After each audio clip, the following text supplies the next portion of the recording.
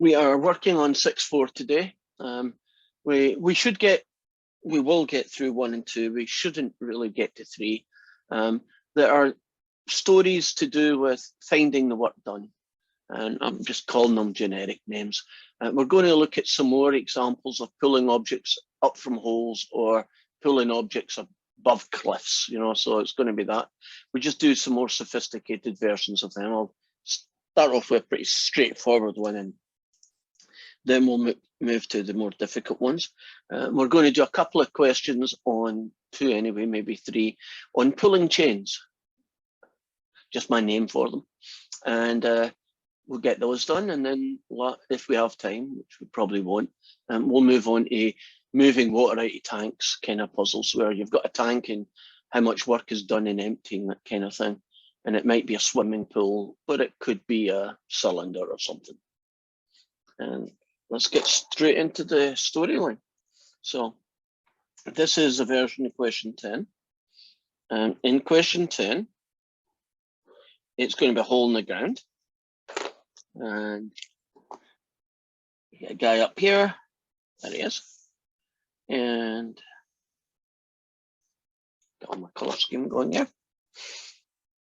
He is pulling up from the bottom of a well some coal.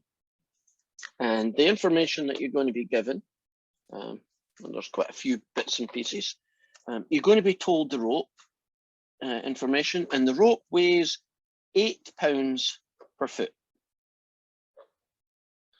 So it's either a very heavy rope or it's some kind of chain.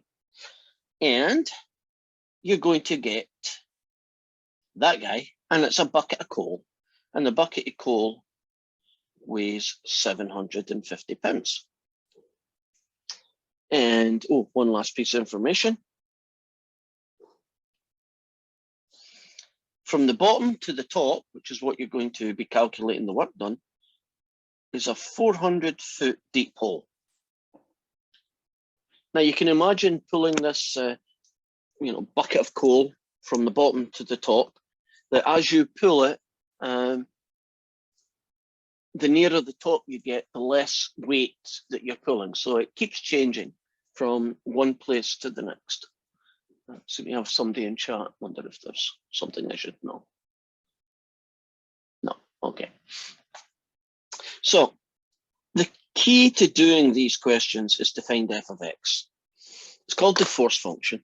And f of x is essentially, this isn't very mathematical, but it gets the gist of it. It's the weight of everything at position x. So what I tend to do here is I imagine that we take a snapshot x feet from the top, right? And we're going to find out what the weight is at that point, because the weight that you're pulling up is basically your force function. So what we need to do here is understand that this particular shape is going to be made up of 2 things. It's going to be WT short for the weight of the rope, plus the weight of the coal.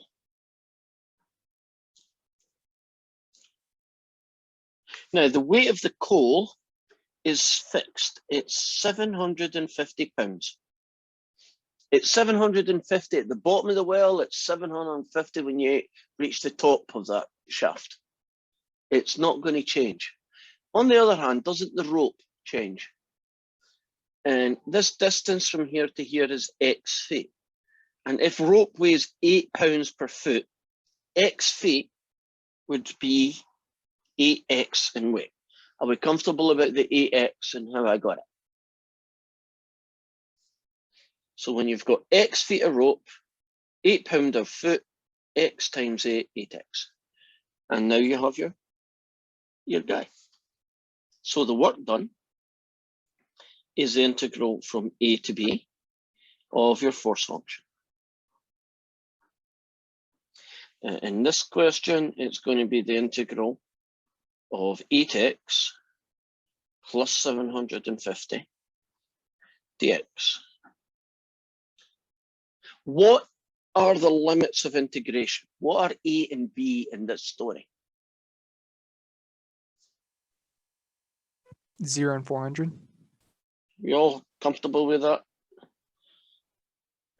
If the question, not that I think any of the later homework questions are this, but if the question had been how much work in pulling it halfway up, wouldn't you do a 0 to 200 or a 200 to 400, depending if it was the first half or the second half? Are we comfortable with that? At this point here, I'm doing it. Is it not the power rule? Easy function to integrate, horribly big numbers. Don't be surprised if your answer's 190,000. You know, you get really big answers in these questions, and that's fine. Are we good with that question? We're comfortable about how we found the force function and then integrate to get the answer? Okay. Put that over there. The next guy that we're, oops, I haven't set on my thing here. I better do that. The next guy we're going to be looking at is another one of these, but a trickier version. You know, they can't just let it alone. They got to keep adding extra layers of complexity just to make life a little bit trickier. And this is going to be question 13. Now, in this story, a leaky 10-kilogram bucket. So I'm writing this down as I get it. The bucket is 10 kilograms, so we're using metric units. It's lifted a height of 11 meters. Okay, that's a grand. And this distance from bottom to top is 11 meters.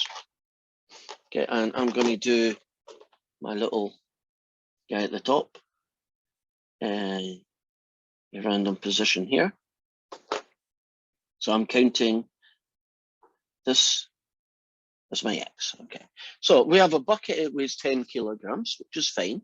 We're told the usual information about the rope. In this case, the rope is 0.9 kilograms per meter, which is fine. And then the killer in the tail.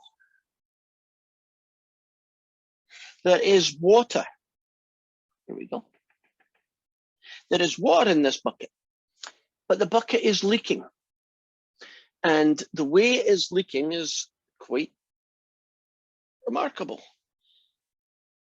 It's going to leak in such a way that when it reaches the top, it's empty. And you start off with 33 kilograms of water.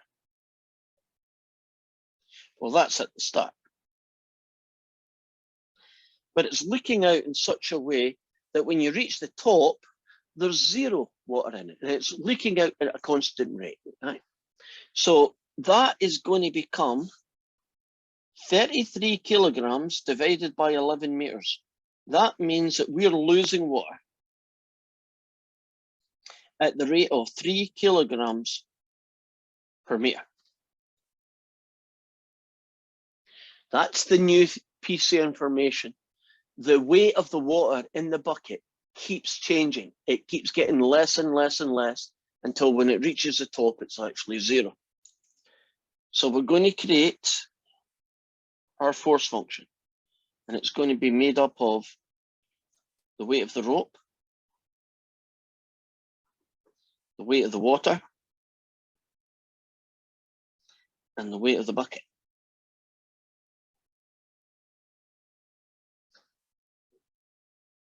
Right. Let's start with just the rope. When you're X meters from the top and the rope weighs 0.9 kilograms for every meter, won't X meters of rope weigh 0.9x?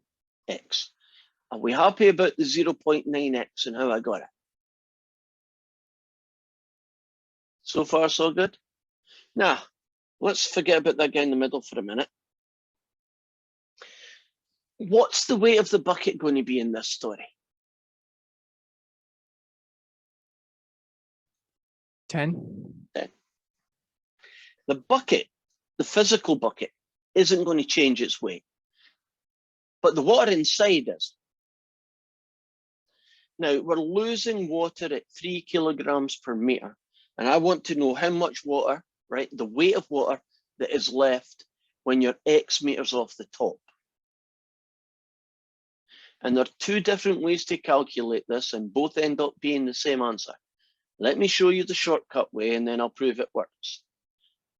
If there is X meters of water left, and every meter is worth 3 kilograms of water, won't X meters of water be 3X? That's the weight of the water that would be at that position. So it's basically just the rate, 3 kilograms a meter, times how many meters are left. Are you comfortable with the way I did it that way? Because I'm going to show you the other way, which is still going to end up being 3x, right? But might make more sense to you. So I want you to imagine that we have the same x as before. And that's to this position here. Here's the ground. So from here to here, because this distance is 11 meters, if this is x, isn't this distance 11 take away x? Now, you are still losing 3 kilograms a meter. So this is how much you're losing in total. At this position here, it's going to be 3 lots of 11 take away x. Would you agree? That's how much water you would lose. So how much is left? Well, there is 33 kilograms. Take away what you lose. There is 33 kilograms. Take away what you lose. 33, take away 33, add 3x. Do you see that you still have 3x left?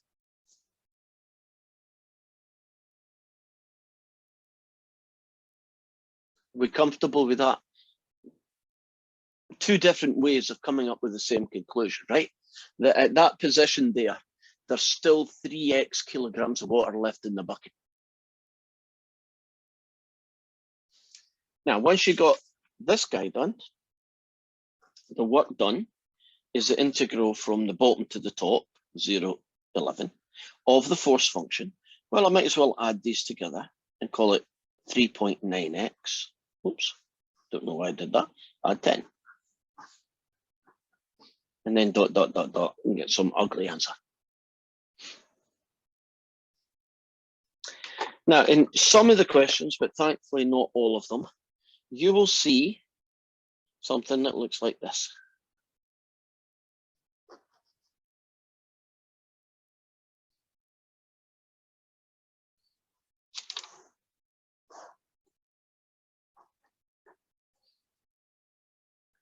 This here is a Riemann sum of what is going on here. And I don't solve these questions by using Riemann sums, but since it is part of your homework, what goes inside the missing box? Because all this red stuff you get, you just need to figure out what goes in here. And what goes in here is your force function. And there's a little hiccup. It's not called 8x, it's called 8xi plus 750. So if you ever get a question where they're asking you to fill in this Riemann sum, take your force function and just call the x's xi and you'll be fine. Now, if you want to think, well, what is this Riemann sum? You know, what's going on here? This is a very brief description. I'll have to change my picture here. We're not going to call this distance x, we're going to call it xi. And we're going to imagine that it's moved a tiny little amount called delta x. And the force function is still this guy, times the distance, which is this guy, added up over an infinite number of tiny little movements. So that imagine that you just moved a micro inch, a micro inch, a micro inch for infinity. And so that guy is why this works. I don't think this brings much to the party. Would you agree that it's just more helpful to do the integral than it is to do the Riemann sum? Because after you've done this Riemann sum, aren't you going to have to turn it into an integral to get the numerical answer anyway? So it's not like you can do it instead of it. You have to do both. But back to this fella here. This fella is not correct. Did you notice that this guy was pounds and this is correct? But this guy is metric and this is not correct. What did I forget? Gravity. Yeah. So stick in a 9.8 wherever you feel, and you're good. Remember, when you do metric, you have to multiply your result by 9.8. If you want to distribute that 9.8, go ahead. If you want to just get the integral the way I wrote it and then multiply later by 9.8, go ahead. You know it's the same answer both ways, so it doesn't matter.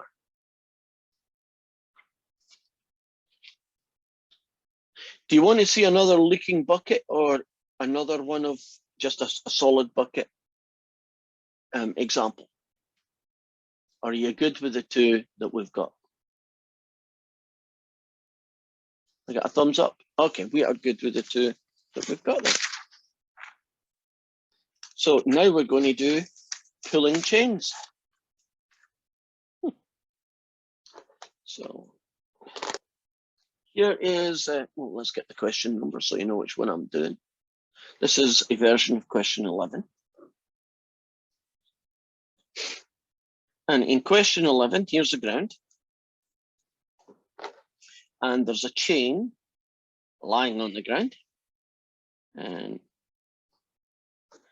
you're picking this chain up off the ground.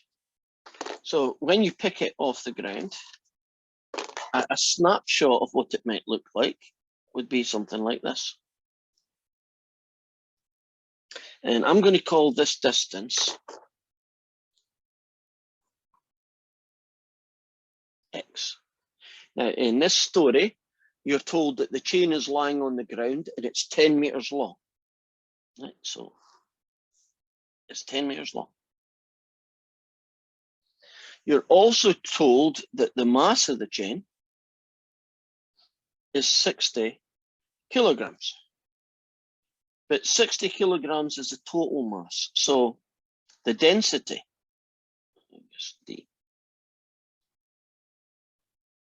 is 60 divided by 10. In other words, it weighs 6 kilograms per meter.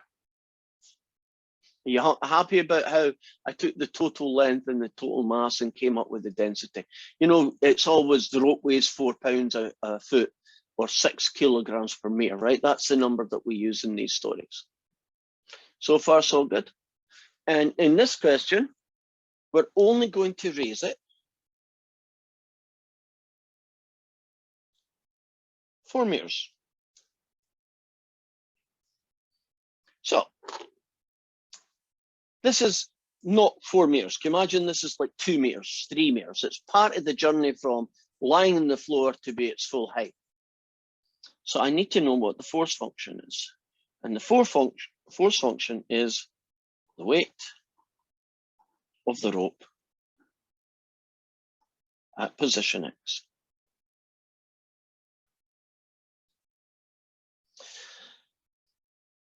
If you have this much rope, can you imagine your hand at the top? The amount of rope that you're actually holding, right? The weight of that rope. If you put a little one of those hooky scales on it and read the weight, it wouldn't be 60 kilograms, wouldn't it? Isn't the only piece of the rope that you're actually pulling above gravity is X meters. And 6 kilograms a meter means that this is 6X. Are you comfortable with the logic that I use to describe this story? Does it make sense? X meters, 6 kilograms a meter, the weight of that rope at this position here is 6X. Right, you know, if it was 2 meters, it'd be 12 pounds. Right, that's how much you're holding above the ground. If it was 10 meters, I guess it would be all 60 kilograms and so on. Well, that's a very simple force function. That's the only thing that's happening. So it's going to be the integral from somewhere to somewhere of 6x. This story is not 0 to 10, which would be the work done in taking the entire rope and bringing it above the ground, right? What are the limits of integration based on the story that we have here?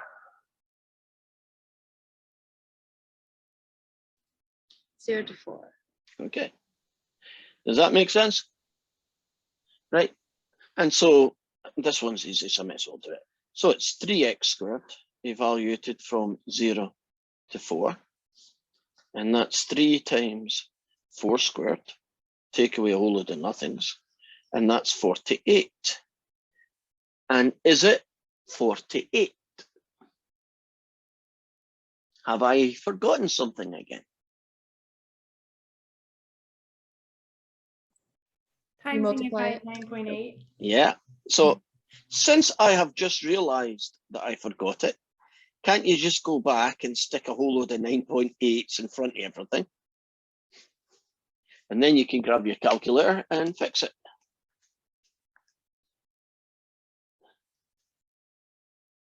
And the answer I get is 470.4. And I believe the units, is it Newton meters or joules, whatever it is, it's the same thing.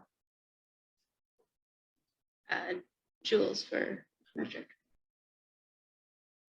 Joules it is. Now, if you were going to raise that rope 10 meters, right? In other words, the entire rope, you'd have to be in a ladder to do that, right? But the entire rope, 10 meters, wouldn't the only change here be 0 to 10? The limits of integration basically tell you the start and finish position of this rope being raised.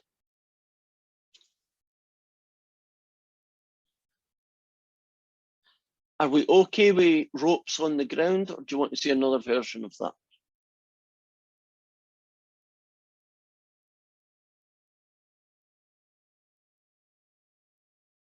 I'm not getting too many. Thumbs up, okay, we're good.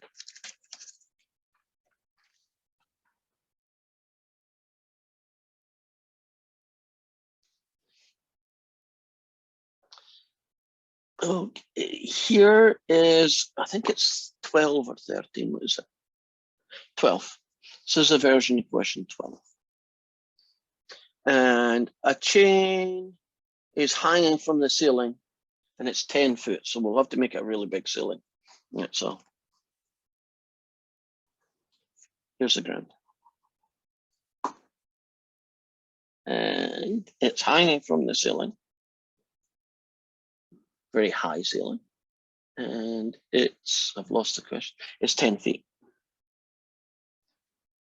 And we're told in this story that it weighs 25 pounds. So the density of the rope is 25 pounds divided by 10 feet. So that's going to be 2.5 feet per pound. Now, since this is feet and pounds, we can ignore the 9.8 now, can't we? It's not going to be there. Now, what's happening to this? Well, I guess I'll have to draw another picture. We're picking this end up and we're bringing it up towards the ceiling. So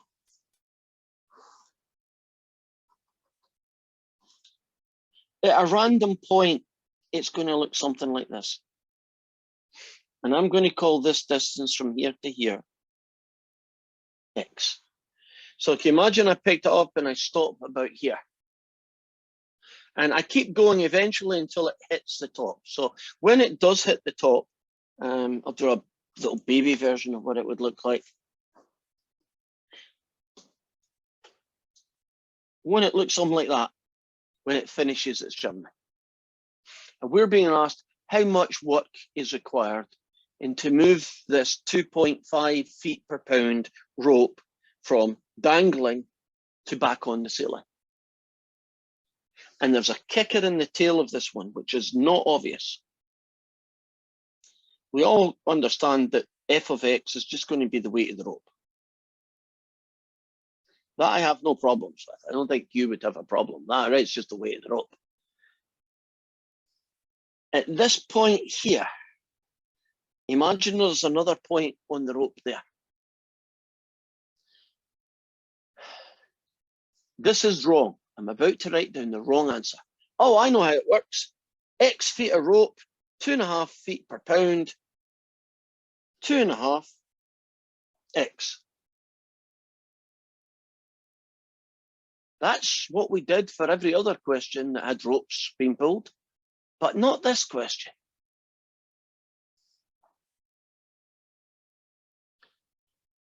What is the right answer this time? You have to kind of this is not calculus, this is physical kind of physics engineering thought process. What in fact am I holding up at that point there? If my hand was here and I was holding that rope, what is the weight of the rope or the length? Say again? Half the weight of the rope, because you're only holding half the rope. Oh, so you think it would only be 1.25x? Is that your thought process? I mean, you could make it work that way. It still weighs the same, but you're not holding the full weight of the chain. The ceiling is holding half the weight of the chain. Well, the ceiling is definitely taking some of the work for you. Agreed. Now, if you imagine a very badly drawn hand, there. The amount of rope that I'm working with is kind of the opposite of what you just said. But I like your thinking because you're on the right lines. Do you know this piece of the rope here? I'm also holding that. Why? My hand is above that point. So anything below that, I'm holding on to, right? It's weight. The result is that the force function is in fact 5x.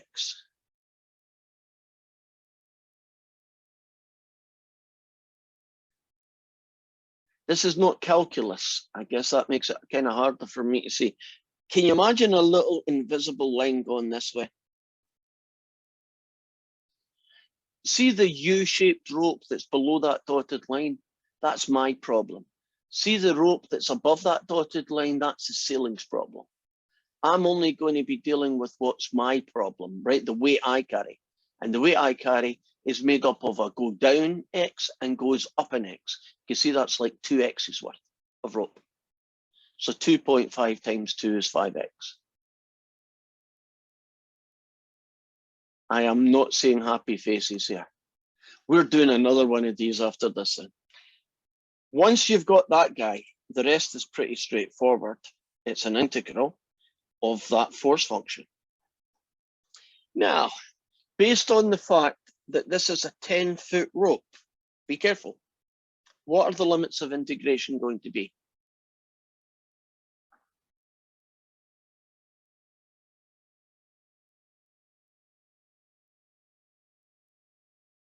When this bottom ends up on the ceiling, what is the range of values from X? Here, X is 0. And then it gets to the ceiling. What's X going to be when it gets to the ceiling? 10. Is it? So you're saying? No, it's going to be 5? Yes. Okay.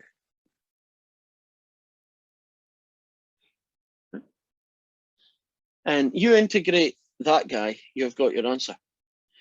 Now, unfortunately, if you do 2 mistakes, they cancel each other out.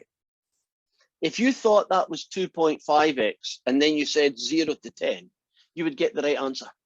But for one of those really annoying 2 mistakes cancelling each other out reasons, right? So it's not that you got the correct answer because you were doing it properly. It's because you made 2 mistakes that cancelled each other out and you got the answer, the numerical answer that was the same as the original. Okay, let's try another one.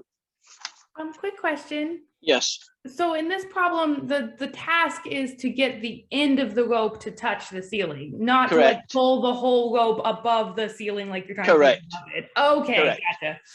So when you're finished, it'll look like that. 5 feet, 5 feet, right? The 10 foot is split into 2. And can you see at the beginning, X is 0, right? And when you get to there, won't that distance, right? Because X is this piece here, won't that be the 5 feet? And that's where the 0 to 5 came from. Right. Same story, different numbers.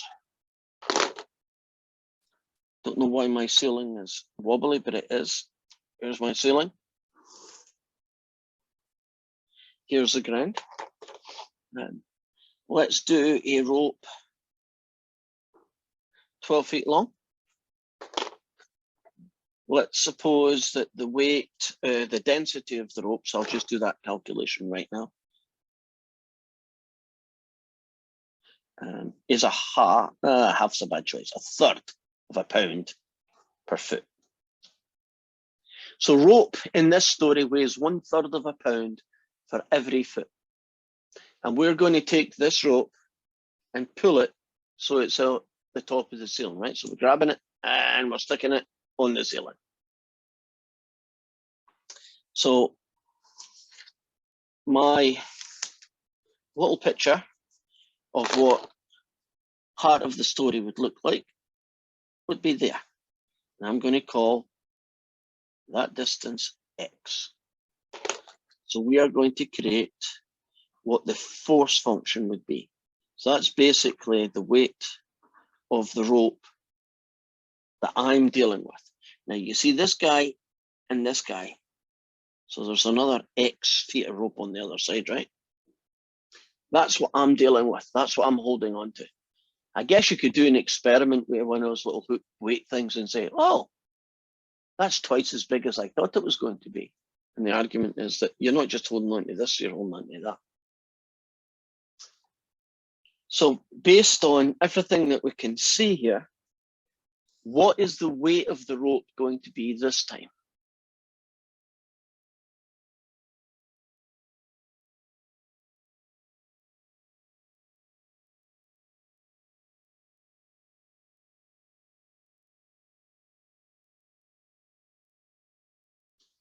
Come on, I know you want to tell me the answer. Go for it. Is it 2 times 1/3 X? Yes.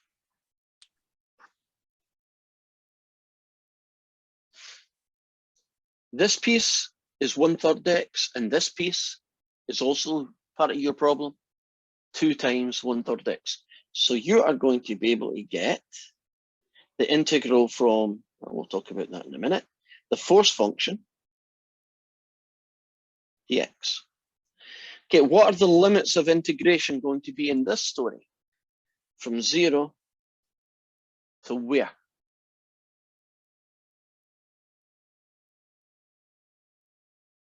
From 0 to where? Would it be 6? Yeah, great.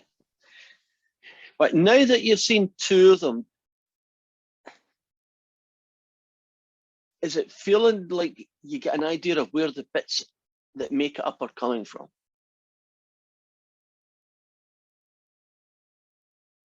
I still don't like the unhappy faces. Can you do the trust me, I'm a mathematician then, because you're not an engineer? And it's twice the rope when you're doing a ceiling one. Will that one work for you? Right, when it's a ceiling question and you're pulling it up to the ceiling, you are good. Just out of curiosity, what would be the change to this integral if I wanted to take this rope and not put it on the ceiling, but pull it completely up so that it was like pulled across the ceiling, so it was level with the ceiling? What would I change? So it's not going to just hit the ceiling. I'm pulling it further than that, so it's a flat rope on the ceiling. I only need to change one thing. Would it be the integral from 0 to 10 or 12? Yeah, that's the only difference.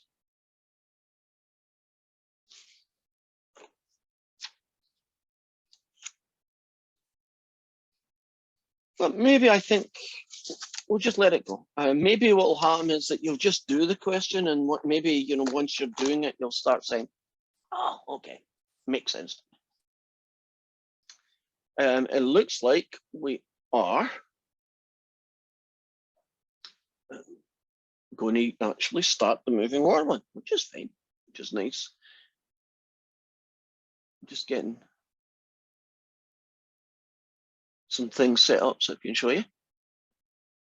Come on, move.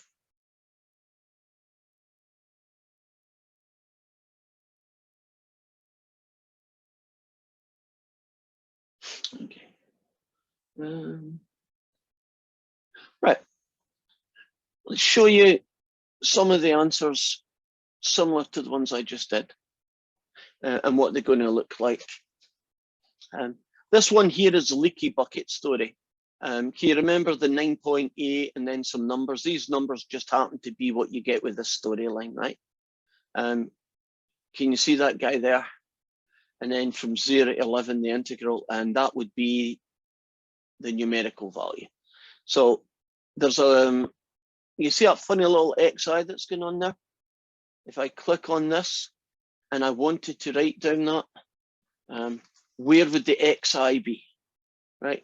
X little baby I. Hit the function button, hit the top left, and oh well, let's not do it yet. Got it in the wrong order. Hit X first, then hit that top left button, and you can put in the I. That doesn't look particularly difficult. Unfortunately, if you type in that, whoa, never seen that before. That's the Greek letter psi. Why am I getting Greek letter psi? Because this blinking machine doesn't want me to do what I just wanted to do. There's X, got that. If you just do X and I as letters next to each other, it's not going to be understood. It needs subscripts. You see them there.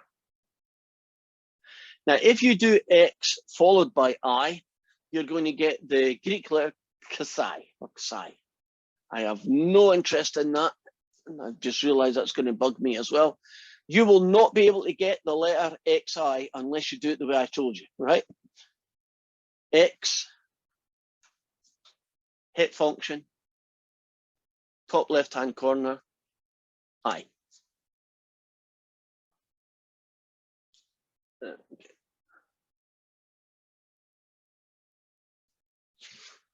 And oops, well, you don't need to see that, but that's the answers to the other ones. Let's start moving some water around.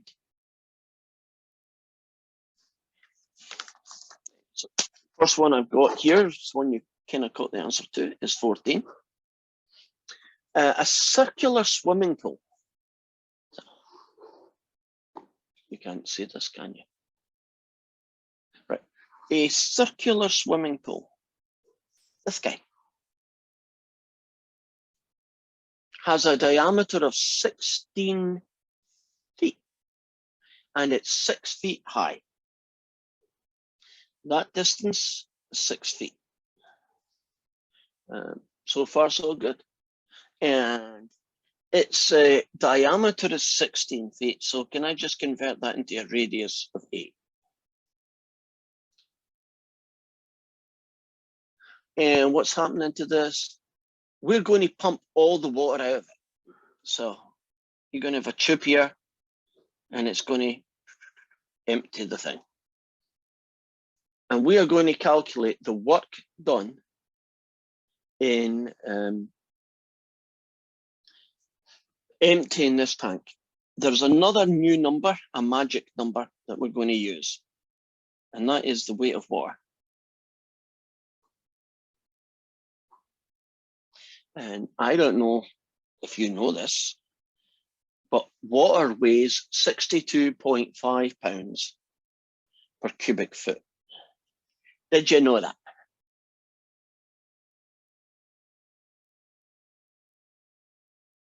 Nobody here knew that. It's told to you in the question, so you don't need to memorize it, right? It's just the units that weigh, you know, the weight of water in the units of cubic feet. So how are we going to find the weight of water, or at least the work done?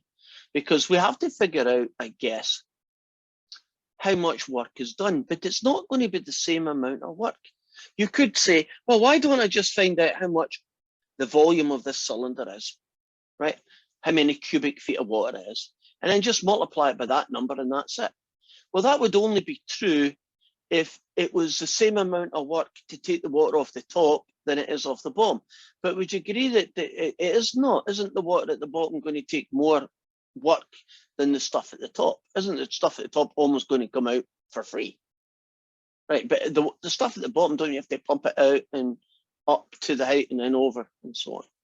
So we're going to have to take that into account. And so here is another version of that picture. I'll make it much more realistic. Right, it's basically a very big tin can, isn't it? And what you're going to do here is that you're randomly going to pick a point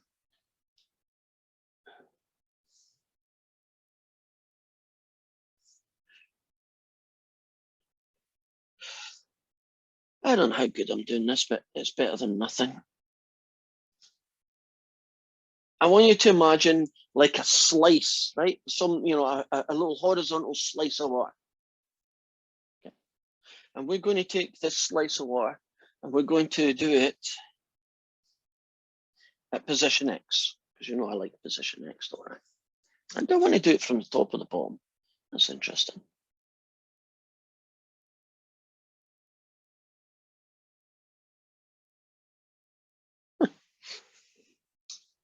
Well, it works both ways, so I'm doing it from the top. I'm just checking their answers, and they may have done it from the bottom, but that's equally good. Now, this distance, the width of it, is delta X. So we are going to find the force function. And the force function is basically going to be the weight of water at position X. So it has that kind of theme that we've got before. What makes this a little bit trickier? Well, if I want to find the weight of this water, don't I basically need to find the weight of this little disc worth of water? And the radius of this disc is 8, and that distance there is delta X, okay? So how am I going to get that? It's going to be the area of the circle times delta X. And 62.5 because of the weight of the water thing, right? This is just the volume of the water, but this 62.5 gives you the weight. So it's going to be 62.5 area of a circle times delta X. If you look at this guy here, won't this radius also be 8? It's 8 all the way through. So won't this be pi radius squared?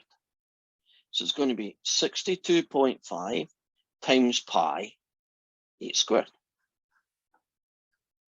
And that's going to be 62.5 times 64 pi delta X. Are you still with me? Now, this little delta X looks like a problem, but technically it's not. Because if I wanted to empty the entire pool, it's just going to become 62.5 times 64 pi. I guess I should have multiplied them. And you know, this guy, he's just going to turn into my dx. So he's really not an issue. Now, if you want to empty the entire tank, won't you have to do 0 to 6 feet?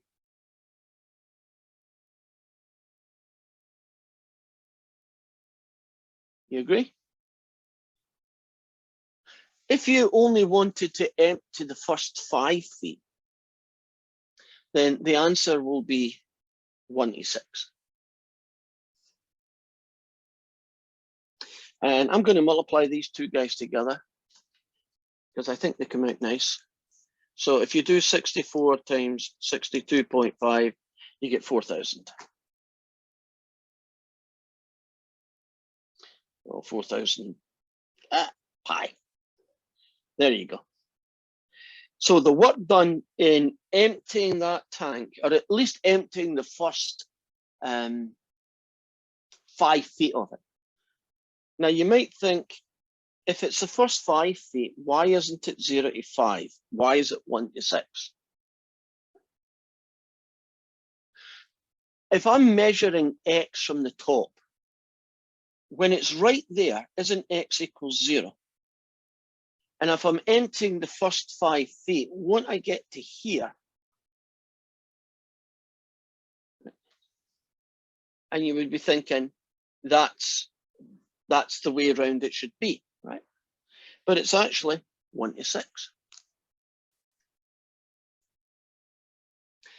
And you might say, but that doesn't make sense. Well, it does.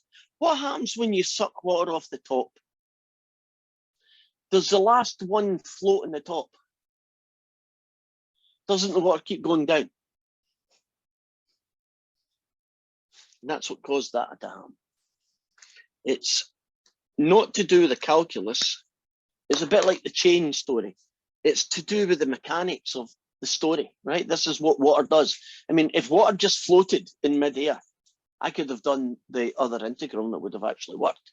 But water doesn't do that, right? You suck it out and it keeps, the level goes down as you suck it out, which makes it a little bit trickier.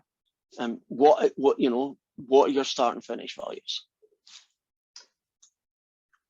And say your last name and bye-bye. And try and convince yourself that pulling a chain to the roof is 2x, not 1x, right? And that is us. I'll hang about for a few moments if you have a question.